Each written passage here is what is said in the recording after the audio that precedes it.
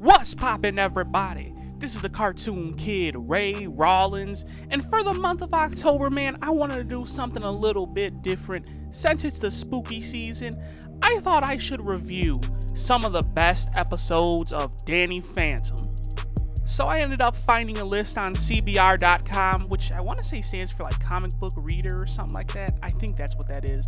But they compiled a list of 15 of the best Danny Phantom episodes, and today we're checking out number 15. It's called Memory Blink. If you're a returning viewer of the channel, you already know how I do things, man. Before I start breaking this episode down, I'm gonna have to give y'all that episode breakdown. This episode starts off with the three amigos, Sam, Danny, and Tucker, at this, I guess you can say, monster truck dealership? We'll call it that, right? And they're checking out this truck called the Ginormo 3000 or whatever the heck.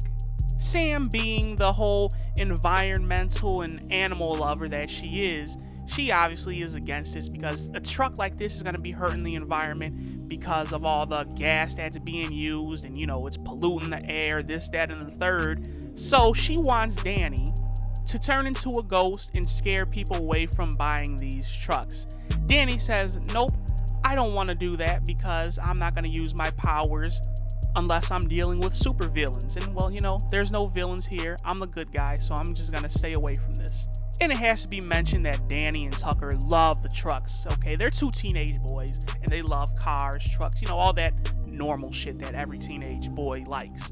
So, obviously, they're not gonna interfere with that stuff because they love the trucks, and Sam ends up wishing that somebody would just destroy the trucks.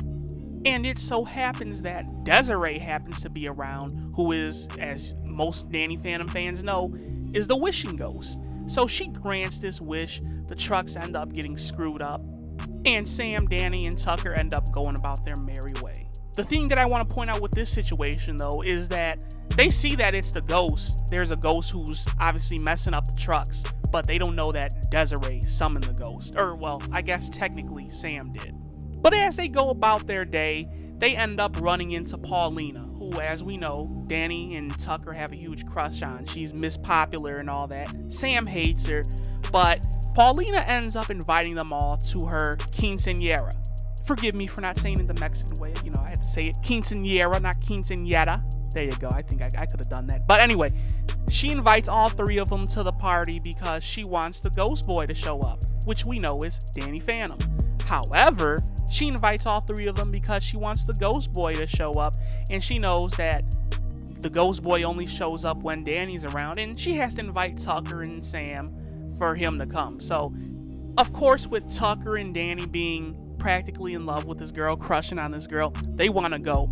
But Sam had bought them all tickets to see this movie, or this chick flick, if you will, that has Sam's three favorite female villainous monsters in it, which Danny had promised to go to with her, and so did Tucker. So she bought the tickets, but because they are going to this party, Danny ends up convincing Sam that, yo, I want to go to this party, and she goes along with it, and she's very upset. And this is where she wishes for something to happen to Paulina to where they don't have to go to the party. Obviously, of course, Desiree's there, grants the wish, and summons some monsters to try to take Paulina out. Danny beats the monsters, and then he asks who sent them, and they said Sam. And obviously, Danny wants to protect Sam, so he gives her some of his ghost equipment so that she can protect herself. Paulina ends up being attacked again, and funny enough, Danny had to be saved in the second situation by Sam, because she had that whole Spectre deflector, which she had to end up using when Danny looked to be down and out for the count because he switched back to normal.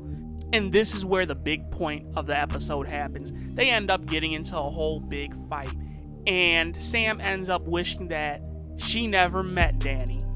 And this is where Danny finds out that Desiree's behind all this, causing all this to happen. And Desiree, of course, grants the wish, which causes Danny to lose his powers and forget memory of Sam. And I gotta point out that obviously she couldn't affect Sam because she was wearing the ghost gear. So this is where we find out that Desiree's ultimate plan is to grant as many wishes as she can at Paulina's birthday party because it's a meteor shower and everyone's going to be wishing for things. And we find out that this is how Desiree gets her power, by granting as many wishes as she can. So of course she's just going to keep granting them and granting them and granting them. And the remainder of the episode centers around Sam trying to get Danny to remember who she is, as well as regaining his ghost powers. But at the meteor shower near the end of the episode, Sam ends up just wishing for things to be back to normal. Desiree obviously grants this wish, and Danny takes her out with ease. And that's essentially how the episode ends. Sorry for taking so long with the summary, but I want to dot all the I's and cross all the T's. Now, let's get down to the first impressions of this episode. One thing I gotta say, man, is that Danny Phantom was one of my favorite series when growing up. I want to say this series came out in 2006, 2007, somewhere around then. Maybe earlier. It just probably ended in 2006 or 2007. But I didn't end up watching it until high school, which for me was in 2011 when they were playing it over and over again on Nicktoons during the summer. And I gotta say, man, I loved the hell out of some Danny Phantom. The main reason why I took to Danny Phantom as opposed to any of the other Nickelodeon cartoons, I also did like Fairly Odd Parents. That was good. Avatar: The Last Airbender, oh, that's just a whole different beast in its own right. But the cool thing about Danny Phantom is that it was a nice action/adventure series that didn't have the whole 9 to 11 minute episodes like SpongeBob SquarePants, and I want to say Fairly Odd Parents was that way too, I'm pretty sure. The overall style of the show was kind of like a kid-friendly version of Avatar: The Last Airbender, if that makes sense. I know you can't compare the two, but just the style of the episode with the action and adventure and the drawing in the American cartoon style, as well as the whole kid-friendly nature of the episode with all the joking and whatnot, I personally believe can classify it as a more kid-friendly version of Avatar. But you know what? I gotta get onto some of my favorite moments of the episode, which will give you guys a better idea of what I'm talking about. The first thing that I really love, but with this series in general, as well as this episode, is the whole friendship dynamic between Sam, Danny, and Tucker. All three of them are nerds. All three of them don't fit in to the whole, I guess you could say, high school friendship system, if you want to call it that. They're loners. They're on their own. You got Sam, who's the whole animal lover, feminist/vegan. Tucker is full-on technology nerd. And Danny Phantom, or Fenton rather, is the ghost fighting homie. He fights ghosts. So they're definitely nerds who don't fit in to the whole high school population, and they're just off doing their own things. You gotta love during the episode when Tucker is like, well, I checked all of our schedules and we're free every Friday night until the end of college, which, I mean, let's be honest, they're freshmen in high school. At least I think they are, considering Danny's age at least. But that's one thing that I love about this group, is that these friends obviously do love and care about each other, and that's expressed very well in this episode. What I really love about this episode is that it's realistic.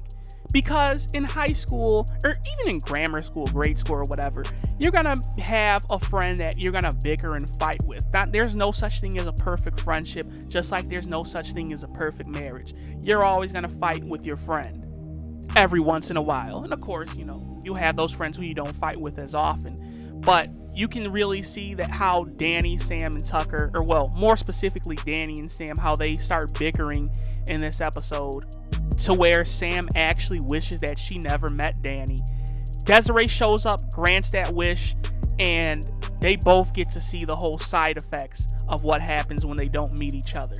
And the main thing with that is, well, ghosts are going to be freaking running wild all throughout Amity Park. Needless to say, I find that ending to be very, very heartwarming, where Sam actually wishes everything back to normal, and Danny regains his memories and slays Desiree and essentially saves the day. You see them just sitting down, chilling and talking, and Danny actually says, man, I never really realized how different my life would be if I never met you. And you just see them all make up at the end of the episode, which is really nice. I love heartwarming moments like that. I gotta say too that the comedy of this episode, as well as the friendship dynamic, was on point. I wouldn't say this is one of the more funnier moments of the episode, but after they get all the milk just splattered on them by the ghost cow, you see Danny use his powers to get the milk off of him, and Tucker's like, hey man, come on, what about me? And then Danny turns him into the ghost and the milk just bloop splatters off him. I thought that was pretty damn cool. But you also get to see Dash end up smacking Danny in the head and whatnot when they're in class. So you get to see that little bully dynamic that the two got between each other. But the best moment with Dash is when you see him later on in the episode and he ends up popping Tucker. And Tucker's like, man, I wish you knew how this felt. And then, obviously, Desiree grants a wish, summoning the ghost to actually pop Dash back, which I think was hilarious. Another thing that I enjoyed comedy-wise is when you see Danny trying to cope with his new ghost powers in this episode. And he's just screwing up all over the place. He can't fire his ghost ray, or well, he could. He got to fire it out of his butt. He can't figure out how to float right or anything like that. To me, there was a lot of funny moments there. And you can't forget when Sam ends up going into his locker, or her locker rather, and picking up the big photo book, and she shows it to Danny, and Danny just thinks she's some type of basket case. I also have to talk about this ending. I do think the episode is good. I really did enjoy it. However, that ending was kind of meh, you know? You have all this set up. They get to the whole final battle between Danny and Desiree. And after realizing that Danny can't beat Desiree on his own with, I guess you could say, his newly acquired ghost powers. Well, they're new to him in this form. But all Sam has to do is wish for things to be normal again. It makes sense. I get that. It definitely does make sense.